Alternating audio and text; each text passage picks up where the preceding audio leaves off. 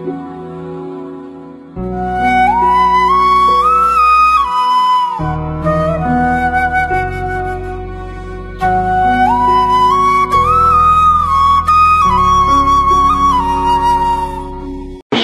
के अंदर भगवान ने अर्जुन को आत्म तत्व समझाया। उस आत्म तत्व के अंदर ये स्पष्ट बतला दिया, जायते म्रियते वा कदाचित् नायं भूत्वा भवितावान भूयः अलो नित्य शाश्वतोऽयं पुराणो न हन्यते हन्यमाने शरीरे। ये जीवात्मा नित्य है, शाश्वत है, किसी के मारने से नहीं मरता। ये इसकी एक विशेषता है। फिर दूसरी पॉइंट की एक और बात समझाई। भगवान ने अपने मुखारविंद से एक बात कही, अतो वा प्राप्स्यसि स्वर्गम जित्वा वा भोक्ष्यसि महीम्। या अर्जुन, यदि तुम मारा गया तो स्वर्ग को चला जाएगा, यदि जीत गया तो पृथ्वी का भोग करेगा। इसलिए तस्मात् युद्धाय युध्यस्व, इसलिए तू युद्ध में लग जा, इसमें तेरा कोई नुकसान नहीं। ये बात तुम्हारे मनों के अंदर घूमती होगी। अतो वा प्राप्स्यसि स्वर्गम, मारा गया तो तू स्वर्ग को प्राप्त हो जाए, और यदि जीत गया तो जमीन का भोग करे। मेरे सामने आज ये प्रश्न बराबर घूमता है, मैं उसको थोड़ी देर के लिए समझा देना चाहता हूं।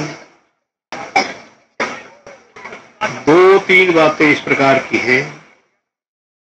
युद्ध में कोई मारा जाता है, वो स्वर्ग को चला जाता है। यदि कोई विद्यार्थी अध्ययन करने वाला अध्ययन करता करता मर जाता है तो स्वर्ग को चला जाता है। या कोई योगाभ्यास करते करते योग की पूर्णता को नहीं पा सका, इंद्रिय जाल में गिर गया तो स्वर्ग में चला जाता है। क्या कारण इसका? लड़ाई में मारा जाता है, स्वर्ग को क्यों चला जाता है? पढ़ने वाला विद्यार्थी स्वर्ग को क्यों चला जाता है? योग ध्यान व्यक्ति योग भ्रष्ट हो जाए तो स्वर्ग को क्यों चला जाता है? ये कारण मैं समझा देना चाहता हूं। मैंने सिद्धांत की बातें कई बार समझाई भी है। हमारे शरीर के अंदर रजोगुण, सतोगुण, तमोगुण के भाव घूमते रहते हैं। सतोगुण जो है वो प्रकाश का नाम है। प्रकाश की उत्पत्ति होती है, उससे मनुष्य सत्वस्थ होता है। इसीलिए योगी लोग अपने शरीर का जब त्याग करते हैं वो सत्वस्थ होकर करते हैं। कर्मजाल तो बहुत बुरा है। शरीर जब मनुष्य को छूटता है, अगले आने वाले प्रारब्ध के लक्षण के सामने आने लग जाती है। किंतु मैंने तुम्हें ये कई बार समझा दिया है, यदि कोई व्यक्ति दृष्ट जन्म संवेदनीय कर्म करता है तो उसके सामने फिर वो दृष्ट जन्म संवेदनीय कर्म सब संस्कारों को पीछे हटा देता है और अपने ही संस्कारों को पैदा करता है। लड़ाई में मारे जाने स्वर्ग को क्यों जाते हैं? हमने अपने ऋषि के शास्त्र में देखा है। हमारे पास ऋषिकेश में हमारा बहुत बड़ा जुलूस निकलता है। चारों तरफ के हमारे बच्चे आ जाते हैं, भीड़ भाड़ काफी हो जाती है। वहां पर अच्छी अच्छी श्री प्रभु जी की झांकियों का निर्माण होता है। झांकी निर्माण के अधिष्ठाता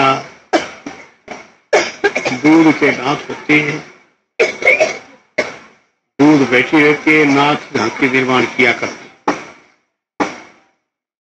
वहां पर जब हम झांकी निकालते हैं तो कई एक अखाड़े आते हैं। उन अखाड़ों के अंदर हमने देखा है जिसमें वो तलवारें चलाते हैं, गत्ता चलाते हैं, तो इतनी तेजी से चलाते हैं कि उनके उस्ताद उनको जबरदस्ती हटाते हैं, बीच में डंडे डाल करके उनको रोकते हैं, नहीं तो जोरों से चलाते चले जाते हैं। ऐसी अवस्था के अंदर कदाचित किसी की मृत्यु हो जाती है।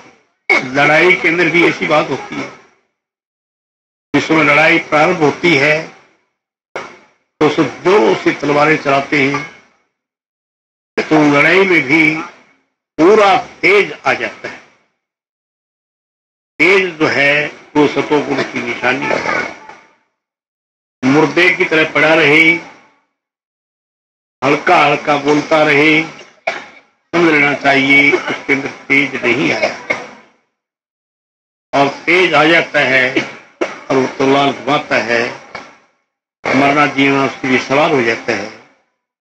एक प्रकार से समाधिस्थ योगी की तरह से उसका मन तेज में लीन होता है। तेज में लीन होने के कारण उसकी गर्दन कट भी जाती है, तो तेज विलीन होने के कारण अंत बता सुगता यम यम वापी स्मरण भावम तेजत्यंते कलेवरम तम तवैवैति कौन्तेय सदा तद्भाव भावित। अंतिम समय उसका तेजस स्मरण जो है तेजोमय लोगों को ले जाता है। जो लोग तेज की प्रधानता जहां है वो तेजोमय लोग सब स्वर्ग आदि हैं। इसलिए भगवान ने अपने मुखारविंद से कहा, हतो वा प्राप्स्यसि स्वर्गम जित्वा वा भोक्ष्यसे महिम तस्माद् उत्तिष्ठ कौन्तेय युद्धाय कृतनिश्चय। अर्जुन, यदि तू लड़ाई के अंदर मारा गया तो स्वर्ग को चला जाएगा। लड़ाई के अंदर इसे बैठा बैठा तुम्हारा नहीं जाता।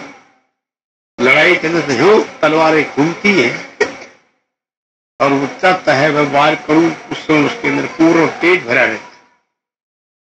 तेजस अवस्था में सिर कटता है तो अंतिम चिंतन उसका तेज का था, तो तेजस लोगों के अंदर उसकी गति स्वाभाविक हो जाती है, चाहे जिंदगी वो कैसा उसका दृष्टि संवेदनी का तैयार हो। पढ़ने वाले विद्यार्थी जो स्वर्गीय हो जाते हैं उसका भी यही कारण है। वो अपनी पुस्तकों को रटते, याद करते, बुद्धि निर्मल होती चली जाती है, बुद्धि के अंदर प्रकाश आ जाता है। इसलिए पठन काल में यदि किसी का इस प्रकार ध्यान होता है वो स्वर्गीय हो जाता है। तीसरी गति के बाबत मैंने तुम सबको समझाया हुआ है, अर्जुन के उदाहरण दे देकर समझाया हुआ है। एक योगी अपने आप को निर्भीक समाधि की ओर ले जाना चाहता है। वो ध्यान में बैठा है, उसके अंदर सत्व का प्रकाश छा गया है। प्रकाश में सतों में प्रकाश के अंदर वो आनंद विलीन रहता है। ऐसी अवस्था में वो कहकर शरीर छोड़ता है, जैसे कि मैंने तुम्हारे गुरु भाइयों के कईयों के उदाहरण दिए। कहकर तेजस में लीन होकर के शरीर छोड़ता है, इसलिए वो स्वर्गीय हो जाता है। जो योगी स्वर्ग के जाल से बचकर रहते हैं और अपने आप को तेज में लीन रखते हैं, उनको भाव प्रत्यय हो जाता है, वो तब जन्म ले लेते। इसलिए ये तीन बातें इस प्रकार की कही हैं कि मनुष्य स्वर्गीय तो हो ही जाएगा, किंतु योगी यदि योग ध्यान परायण रहता है तो पूर्ण योग को पाकर के निर्बीज समाधि तक पहुंच जाएगा। जो देह धैर्य का फल है। मनुष्य जन्म बार बार नहीं मिलता, इसको धारण करके अपने आप को कल्याण मार्ग पर निकाल लेना चाहिए। विशुद्ध प्रकाश में स्थिति को पैदा कर लेना चाहिए। जो मेहनत करेंगी श्री प्रभु जी के चरणारविंद में, उनको शक्ति मिलेगी और वो विशुद्ध प्रकाश को ग्रहण करके अपने आप को प्रकाश करने वाले बन जाएंगे।